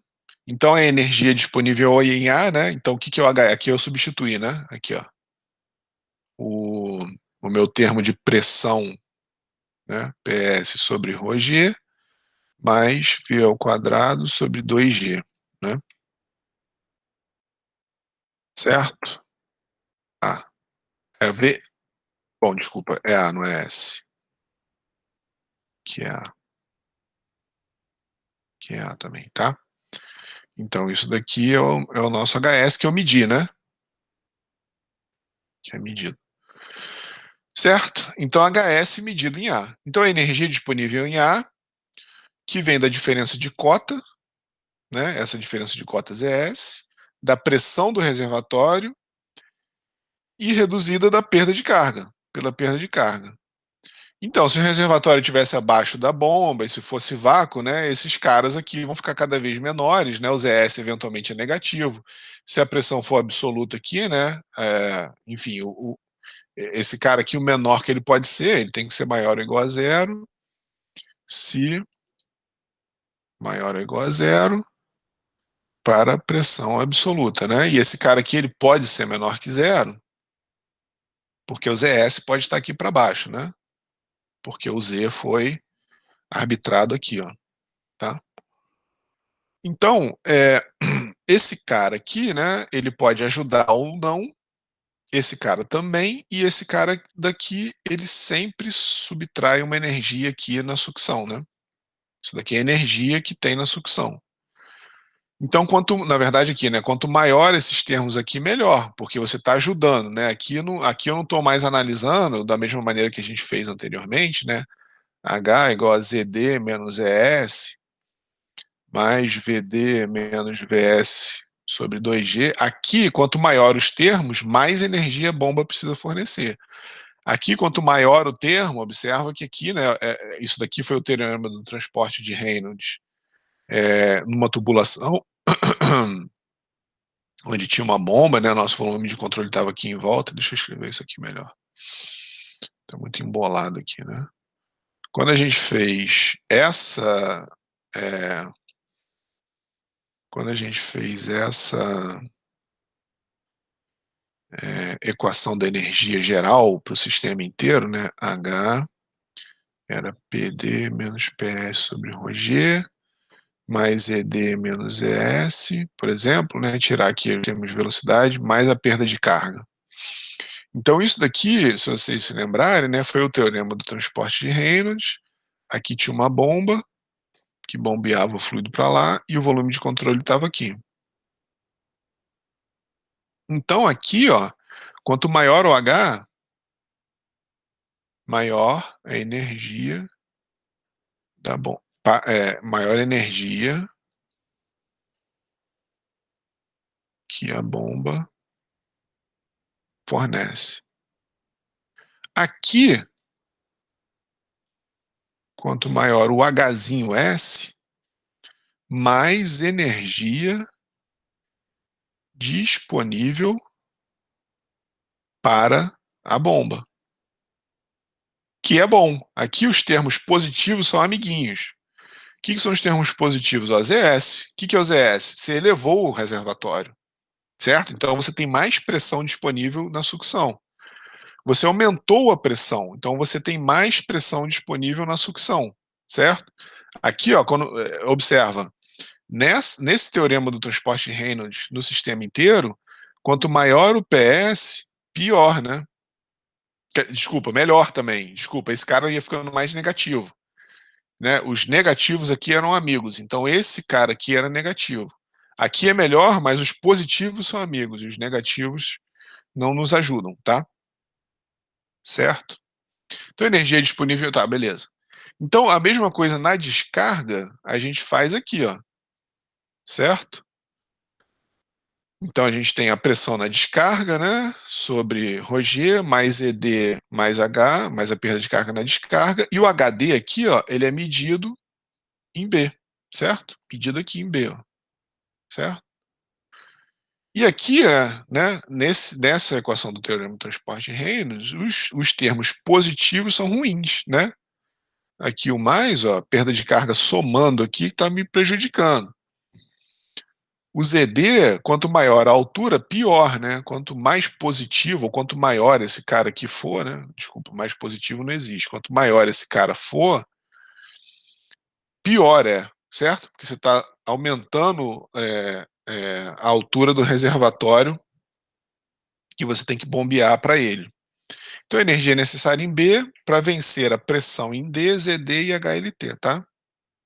Certo? Então, é o mesmo teorema do transporte de Reynolds, aplicado entre pontos diferentes que vão dar resultados, né, interpretações diferentes. Beleza? Então, ó, a gente consegue usar a medida de PA, PB, VA e VB, de novo, né, a linha obviamente já tem que estar no local e você tem que instrumentar a linha. Então, você só consegue fazer isso se você for lá e instrumentar a linha, né? Certo? Tá lá tudo instrumentado. Então, a gente tem que subtrair a energia necessária em B da disponível em A, tá? Então, qual é a energia que a bomba precisa fornecer? É o que ela precisa em B menos o que já tem em A, né? Certo? É um balanço de energia aqui. Então, vai fornecer essa conta, né? Vai fornecer quanta energia o sistema precisa para vencer as alturas totais, os Zs, né? As perdas de carga totais, os Hs, Ls, e a diferença de energia cinética da vazão solicitada, Vs, Vd, ou seja, o head do sistema, tá? Então essa medida fornece o head do sistema por causa dessas quantidades aqui que a gente conseguiu medir ali na sucção e na descarga. Então a gente volta, né, com o nosso, lembra lá no começo dessa parte eu falei que a gente ia trabalhar com conceito intuitivo. O head que a bomba precisa fornecer é o que existe na descarga menos, desculpa, o que precisa na descarga menos o que existe na sucção. E agora, como a linha já está ali, ambos são medidos, tá? Então esses caras são medidos. Então com os valores medidos de HD e HS, observa que aqui, ó, nessa estratégia aqui, eu calculei, eu não tinha linha no local, eu calculei, na verdade, né, o HD e o HS estão aqui, ó, olha lá, ó. Todo mundo está aqui, HD e HS, ó, PD, ZD, e aqui dentro está a perda de carga na descarga, PS, ZS, eu joguei fora a velocidade, né, e a perda de carga na sucção somada aqui, né? Aqui está a perda de carga na sucção e a perda de carga na descarga, tá? Agora eu medi isso, certo? Agora eu fiz a medida disso. Então, os valores medidos de HD e HS estão relacionados com todos os termos de energia na sucção e na descarga. Então, a linha pode ser totalmente caracterizada medindo-se os termos dessas expressões, certo? Que é o que a gente viu aqui, ó. Essa relação aqui é que forneceu, né, a medida em B aqui, ó, isso daqui foi medido em B, com tudo o que está acontecendo na linha da descarga. E aí já leva em conta tudo, perda de carga, altura, pressão, tá? Então estou aqui, ó, estou medindo aqui, tá certo? É simples pra caramba, não é simples de instrumentar, né? Mas a análise fica, vamos dizer assim, mais simples, tá? Você não precisa ir medindo perda de carga, já está tudo contabilizado aqui dentro. Beleza? Então tá aqui, ó. Então, head, né? PB menos PA sobre ρg, mais VB menos VA menos 2G. Então, isso tudo aqui. Vamos passar aqui, ó. Isso daqui está medido, né? Certo? PB e PA medido aqui, ó. PB e PA, VB e VA medido nos medidores de vazão. Agora, olha só, se o escoamento for incompressível, a gente consegue simplificar mais essa análise ainda, ó. Se o escoamento for incompressível, a vazão, a velocidade se relaciona com a vazão por Q sobre A, né? Certo? E a área é 4Q sobre πd ao quadrado. Então, se a área for igual, AB igual a A, o VB vai ser igual a A. Então, a coisa simplifica mais ainda se a velocidade, se o diâmetro das tubulações aqui, né, se o que entra, se essa tubulação aqui de entrada tiver o mesmo diâmetro da tubulação da saída, se o diâmetro da sucção for o mesmo do diâmetro do recalque. Então, esse termo aqui vai embora, de velocidade, e só com a medida de pressão eu consigo analisar o head, todas as perdas de carga, todas as diferenças de altura que acontecem no sistema, tá? E aí, né, também é outra coisa, né? Se você instrumentar, se eventualmente você instrumentar uma linha, você também avalia se o sistema está operando conforme dimensionado na vazão de projeto. Porque uma coisa é você vir aqui e levantar essa curva teórica aqui, né? Fazer essa estratégia aqui para levantar essa curva. A outra é, na prática, por causa de todas as incertezas que existem aqui nos cálculos de F, aqui, ó, lembra que a gente viu que esse F, o E sobre D, os Ks, tudo isso daqui tem incertezas enormes.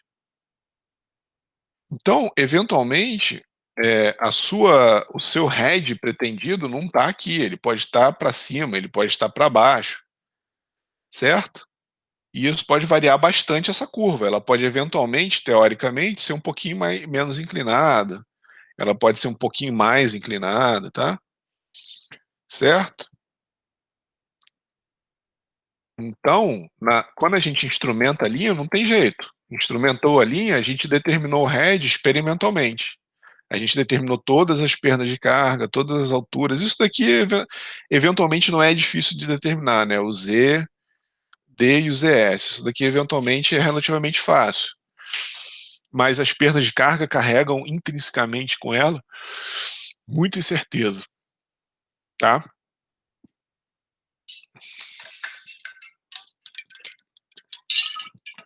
Muitas incertezas, né? Então, fazer um exemplo aqui, ó, da aplicação dessa estratégia. Ó. Um sistema de bombeamento trabalha com uma vazão de 1.100 metros cúbicos por hora.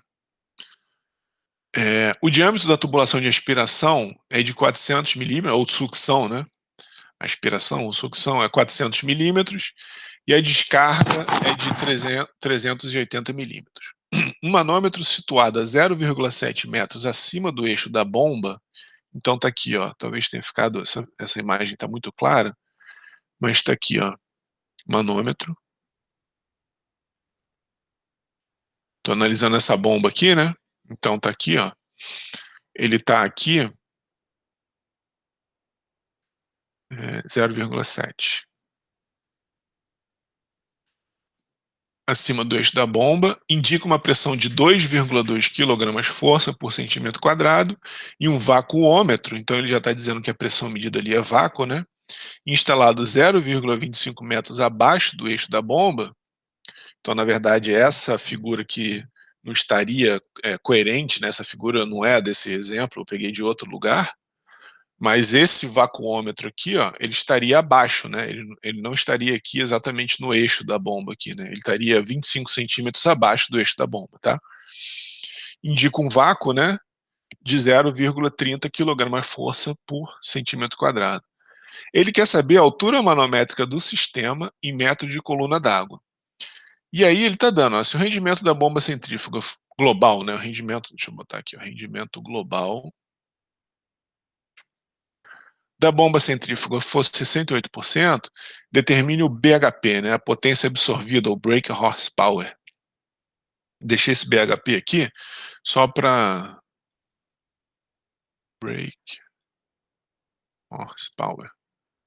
Só porque é muito comum essa nomenclatura na indústria, né? E para vocês não se esquecerem que isso daqui para a gente também é o W.M, certo? Beleza? Que é o head, né? Se vocês se lembrarem lá, né? Que é o head vezes M.G, tá? Certo?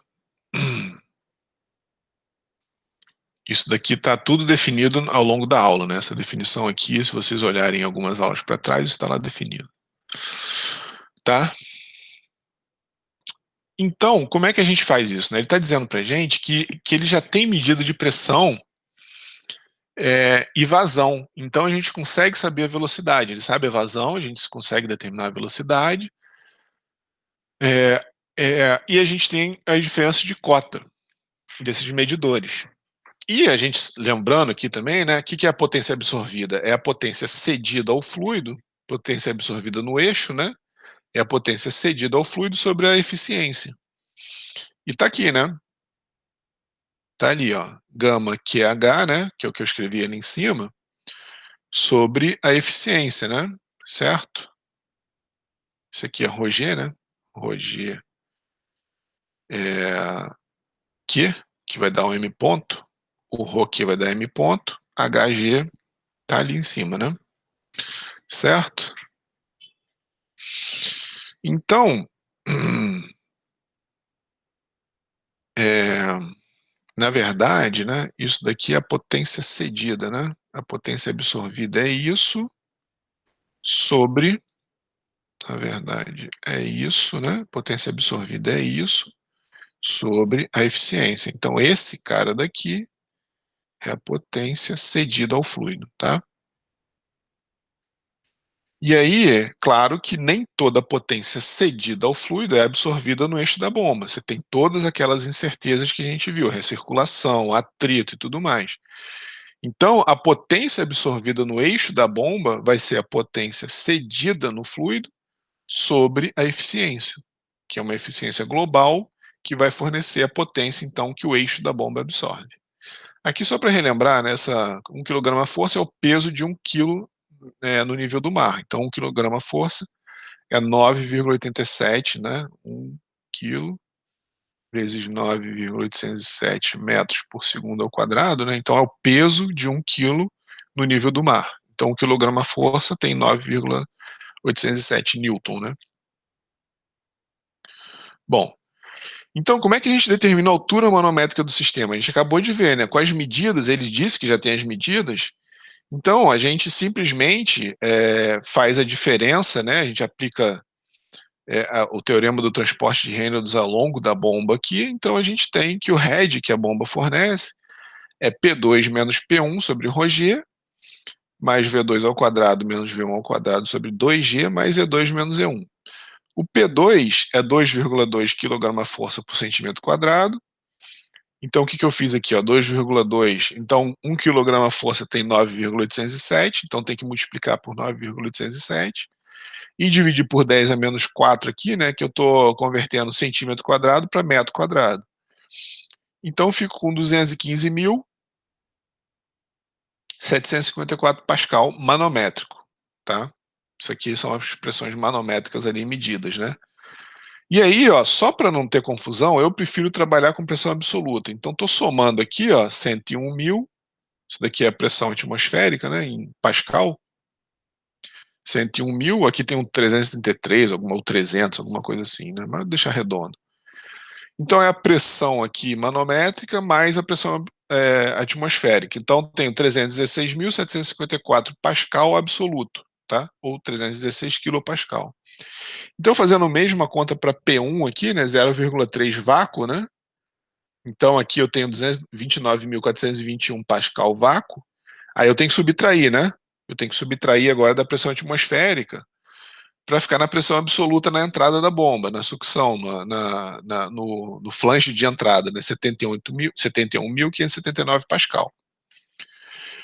Então, substituir aqui as pressões absolutas, né? As pressões na entrada e na saída, velocidade, coloquei aqui já, ó, a diferença de cotas, 0,75, menos, aí aqui tem um menos porque está abaixo, lembra, né? O Z, o meu Z está aqui, ó. Usei a referência aqui. Então tá ali, menos 0,25. Então V2 e V1 são obtidos pela vazão e diâmetro do tubo, mole, né? Vazão é velocidade vezes a área, velocidade é vazão sobre a área. A vazão é dado em metro cúbico por hora, dividir por 3.600, né? Para passar para segundo, né? 3.600 segundos. 1 hora, 3.600 segundos. Sobre a 2, tá? O que é a 2, né? Pi D2 sobre 4. Aí já subi com 4 lá para cima. Esse 4 veio daqui da área, né? 0,32, que é a descarga, né? Desculpa, 0,38, que é a descarga, lá, ó. Então, 380 milímetros, 0,38 metros ao quadrado, né? O diâmetro, πd2 sobre 4, 4 foi lá para cima, 1.100 sobre 3.600, 2,69 metros por segundo na descarga. E na sucção, a mesma coisa, né? Vazão sobre a área 1, mesma conta aqui que eu fiz, né? Mas aqui o diâmetro da sucção é 400 milímetros, 0,4 metros. Tenho na sucção 2,43 metros por segundo. Aí joguei tudo lá, ó. Pressão, esse aqui é o termo de pressão. Esse aqui é o termo de velocidade, né? Diferença de velocidade. E esse é o termo de diferença de cota. O que eu fiz aqui, ó? Só para ilustrar, eu botei o percentual de cada termo desse aí em função da energia máxima, né? Então, olha só, 96% da energia que a bomba tem que fornecer vem da diferença de pressão. Só 0,4%, que é 0,7 metros, vem da diferença de velocidade. Então, de forma geral, algumas vezes, isso aqui é até ignorado, tá? É bom vocês levarem em conta nessa parte da vida de vocês, para não esquecer. Mas observa que é 0,4%, né? A diferença de energia cinética na entrada e na saída. Tá? Então é bem pouquinho, só para vocês terem uma ideia de ordem de grandeza. Nesse sistema particular, a diferença de altura foi pouquinha, porque aqui, né, a gente tinha bomba e a gente tinha um medidor aqui que estava 0,7 abaixo e um outro medidor, 0,7 acima, né? Acima, tinha um medidor aqui 0,7 acima e 0,25 abaixo. Então é só porque nesse caso aqui, 25 metros, né? 0,7 metros. Então, nesse caso aqui, essa diferença, bom, enfim, não é de se jogar fora, mas foi bem menos do que a diferença de pressão, só para vocês terem uma ideia da ordem de grandeza dessas coisas, tá? Então tá aí, 25,1 metros da diferença de pressão, 0,7 metros da diferença de velocidade, né? 7 centímetros. E um pouquinho menos de 1 metro da diferença de altura dos medidores. Então tudo deu 26,4 metros aqui. Essa é a energia, né?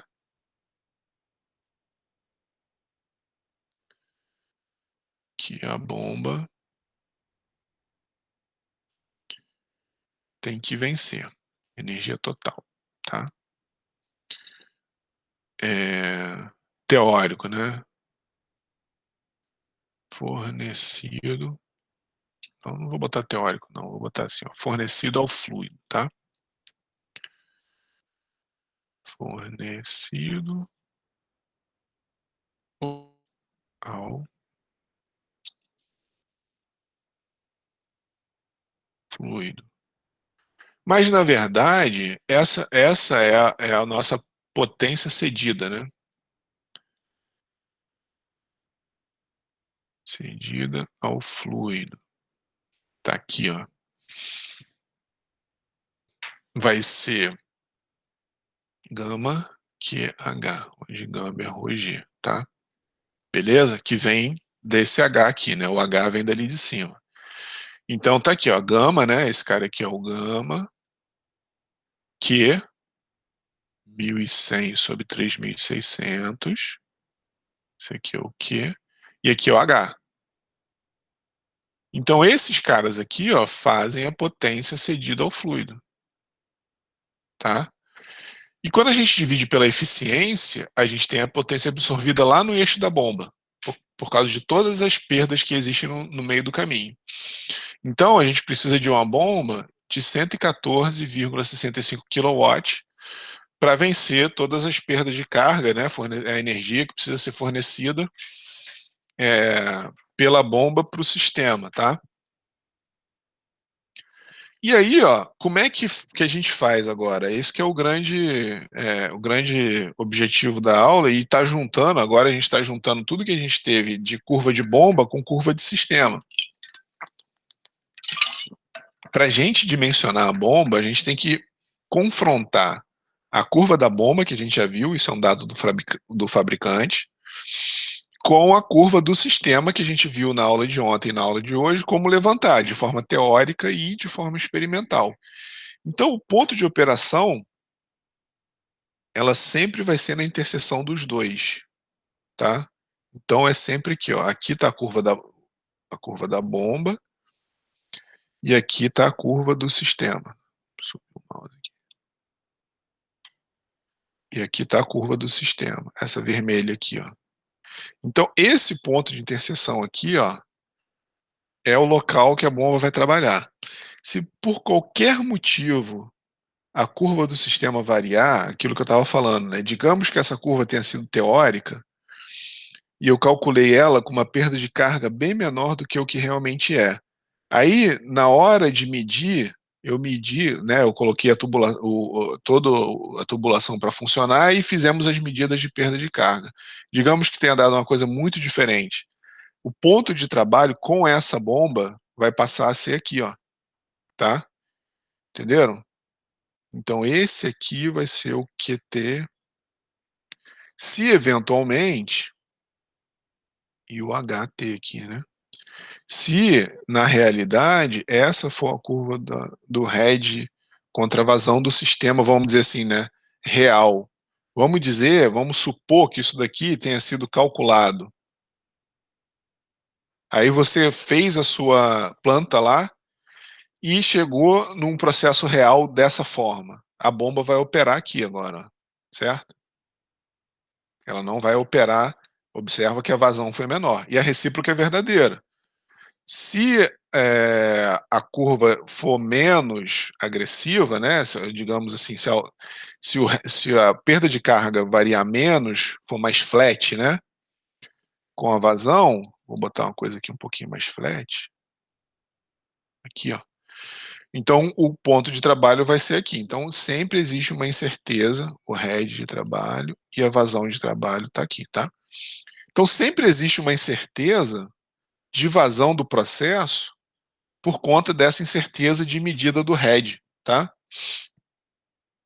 Isso aqui é inerente do processo. A única maneira de saber 100%, se você quiser dimensionar uma bomba de forma precisa, não tem jeito. Você tem que montar seu sistema, medir as perdas de carga, e só então você vai ter o head caracterizado e poder confrontar isso com a bomba, tá? Certo? Existem maneiras de compensar isso com a mesma bomba. A gente vai ver como, mudando o diâmetro do impelidor, variando a frequência de rotação da bomba. A gente pode fazer algumas coisas, né? Recirculação. A gente vai ver isso nas aulas para frente. Se eventualmente a gente tiver essas diferenças, a gente pode mudar a curva da bomba por usar algumas estratégias. Isso a gente vai ver mais para frente, tá? Bom, então a curva do sistema é o head líquido requerido, né? Head líquido porque é a diferença do head na descarga menos a sucção, head líquido, né? É a energia líquida requerida. E a curva da bomba é o head líquido disponível, né? É o que a bomba vai fornecer, certo? E elas se encontram num local aqui único, né? Elas estão ali unidas para sempre naquele local, tá? Aqui eu estou plotando, esqueci de comentar, né? Aqui eu tenho a curva head vazão do sistema, aqui é head e aqui é vazão, mas junto, ó, eu plotei a eficiência da bomba, que está aqui também, ou pode estar em outro eixo secundário, né? Eu posso, isso aqui é permitido também, né? Potência. E aqui, em roxo, né, a eficiência em verde, em roxo a potência absorvida pelo eixo. Tá? Então isso daqui não é a potência cedida ao fluido, já é quanto que o motor elétrico tem que fornecer para essa bomba. É o roxinho aqui, tá? Idealmente, nós queremos estar no best efficiency point. Não sei se eficiência tem dois Fs, mas botei aí. Point. Eu não sei se é com F ou 2, mas enfim. Best efficiency point. Ou ponto de melhor eficiência da bomba, né? Então, idealmente, a gente quer estar aqui. Lembra que a gente, em vários, se vocês olharem as curvas da bomba, existem vários motivos para fazer com que esse ponto seja de melhor eficiência. A distribuição radial de carga no impelidor. O impelidor era assim, né? Então, desculpa, na carcaça. Então, o fluido vai saindo, a carcaça vai abrindo, e essa geometria aqui, ela é feita para fazer uma balanço de forças radiais. A questão da recirculação, questão das perdas à entrada, né? Como que o fluido entra ali no impelidor com ângulo zero, né? O VT1 tem que ser igual a zero. Enfim, se vocês olharem nas aulas passadas, tem uma série de motivos pelo qual a bomba tem uma faixa de operação e que exista uma região aqui de melhor eficiência da bomba. Então, idealmente, a gente quer que esse encontro seja aqui, ó. A gente quer idealmente que o encontro dos dois, né, que o encontro da curva da bomba com a do sistema aconteça aqui, ó, no ponto de melhor eficiência. Opa, tá certo. A gente quer que idealmente aconteça isso e que esse seja o ponto de trabalho, tá? E aqui o que é asterisco é só para indicar que é a vazão no melhor eficiência. Então a gente vê que nem sempre isso é possível, ó. A gente está aqui, ó, vamos dizer que a bomba, que a curva foi do head foi aqui, né? A curva do head do sistema, desculpa, a curva do head da bomba contra a vazão, né? A gente até pode botar aqui, ó, Q da bomba contra a curva head vazão do sistema, o encontro aconteceu aqui. Então essa vai ser a potência absorvida de trabalho, o head de trabalho, a eficiência de trabalho e a vazão de trabalho. Se o encontro aconteceu aqui, essa vai ser a vazão de trabalho. Se o encontro idealmente tivesse acontecido aqui, se a curva head vazão fosse aqui, ou se eu tivesse uma bomba cujo ponto de eficiência máximo fosse aqui, nesse local, as coisas seriam melhores. Porque observa, agora eu estou na vazão, eu estou no ponto de máxima eficiência, a bomba tá funcionando com a melhor eficiência, então ele está com a eficiência aqui máxima. Observa que o N asterisco aqui, né, é maior do que o NT aqui, ó, certo? Para essa mesma bomba, né? Então, idealmente, eu quero estar numa região de máxima eficiência. Eventualmente, né, isso aí tem que tomar cuidado, a gente não pode também ser muito, olhar muito numa direção só. Pode ser que uma bomba que consoma menos potência, então isso é sempre uma análise de custo-benefício.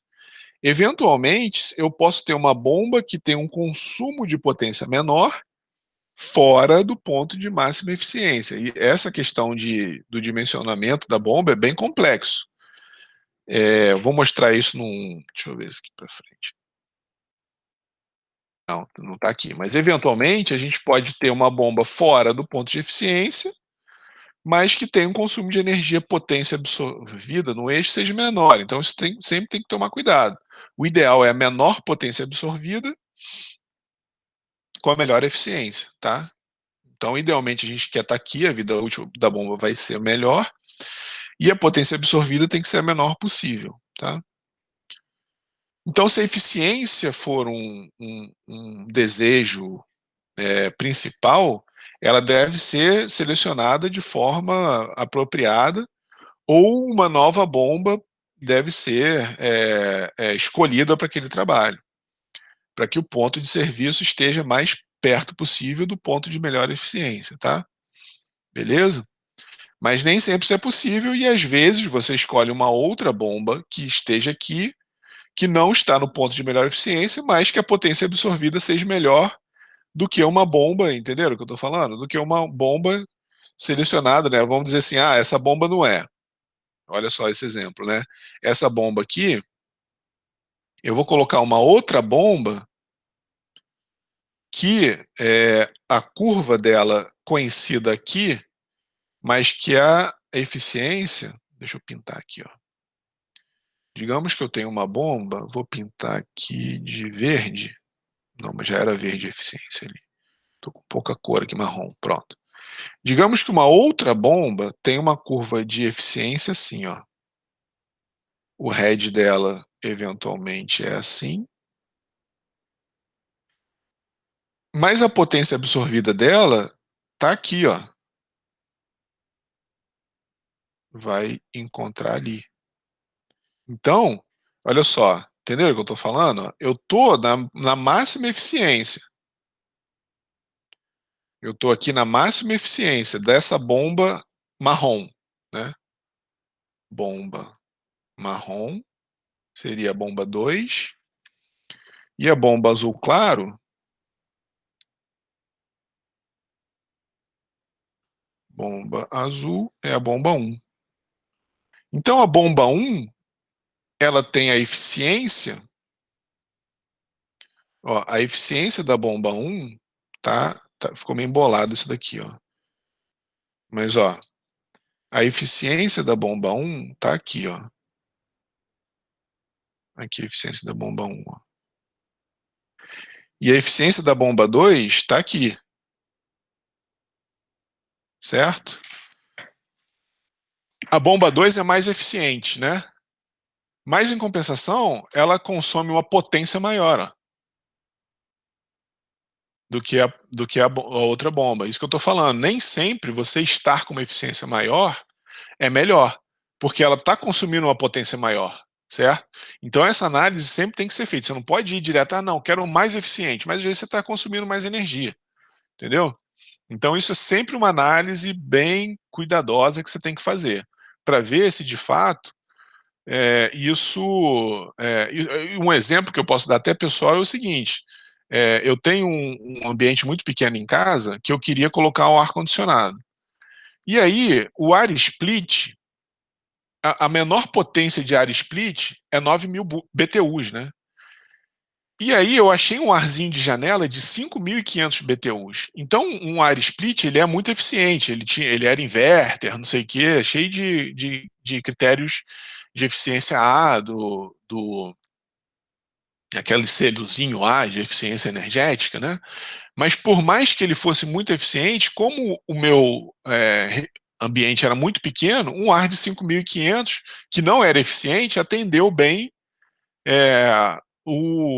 bem a minha necessidade. E o consumo do de 5.500, ele é muito menor, óbvio, né? O de 5.500 BTUs, por mais que ele não tenha eficiência A, o consumo dele é menor. Então, um ar de 5.500 BTUs de janela, porque não existe ar de 5.500 BTUs